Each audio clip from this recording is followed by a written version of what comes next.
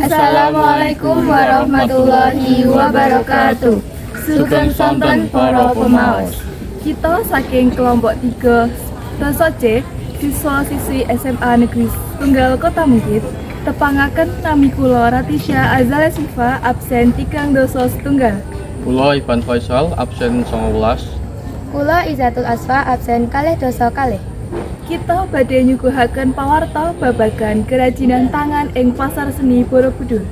Kegiatan iki dados salah satunggaling upaya nguri-nguri kabudayaan Jawa liwat tangan-tangan kreatif para seniman lokal.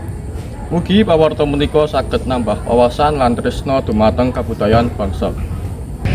Kerajinan tangan Pasar Seni Borobudur, gambare jiwa budaya Jawa.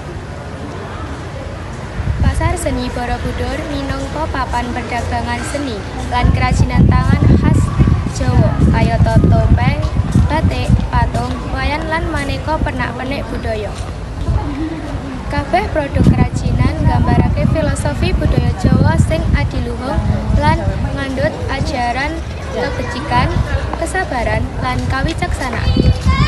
Pasar iki diisi dening para pengrajin lokal saka Magelang lan sakupenge, kalebu para seniman enom nganti senior. Ini buat oleh-oleh bisa, buat dipakai sendiri juga bisa. Jadi pergi ke Borobudur itu nggak harus ke candinya sana, bisa beli oleh-oleh dulu. Pasar Seni Borobudur dumunung ing jejere Candi Borobudur, Magelang, Jawa Tengah. Lokasine strategis lan gampang digayuh dening wisatawan lokal lan mancanegara. Tujuan utama ngadani pasar iki yaiku kanggo nguri-nguri kabudayaan Jawa, ngangkat ekonomi lokal lan promosi budaya Indonesia marang wisatawan manca. Kajaba iku, pasar iki dadi papan sinau budaya kanggo generasi enom. Meneruskan apa yang ada di sini. Nantinya produk-produk yang di sini, produk-produk dari kita Jawa, terutama di Indonesia, terutama Jawa, bisa maju ke depannya, bisa masuk ke tingkat nasional, internasional lah, bukan nasional lagi. Kegiatan pasar seni dijalani kanthi nyediakake stand-stand kanggo para pengrajin.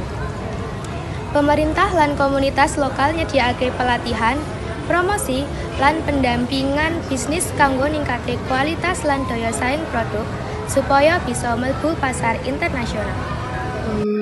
Ada belajar, di sini kan juga tersedia edukasi juga. Jadi nanti di sini tuh nggak cuman belanja, nggak cuman main tok, enggak. Nanti ada edukasi. Di sini ada edukasi batik, ada edukasi gerabah, ada edukasi manik-manik, ada sama edukasi tas.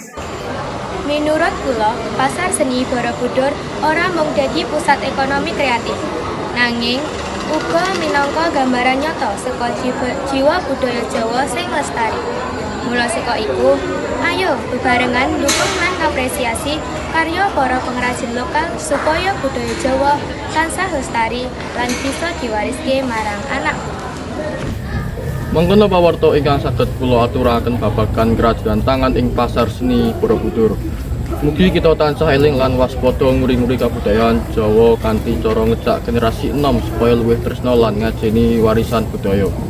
Kerajinan tangan ora mung kagunan tangan, nanging uga ngemu jiwa, rasa lan piwulang kang adiluhung. Matur nuwun sanget dumateng panjenengan sedaya ingkang sampun maringi kawigatosan. Mugi pawarta menika saged dados inspirasi lan nambah rasa tresna dumateng budaya bangsa. Sekian pawarta saking kita.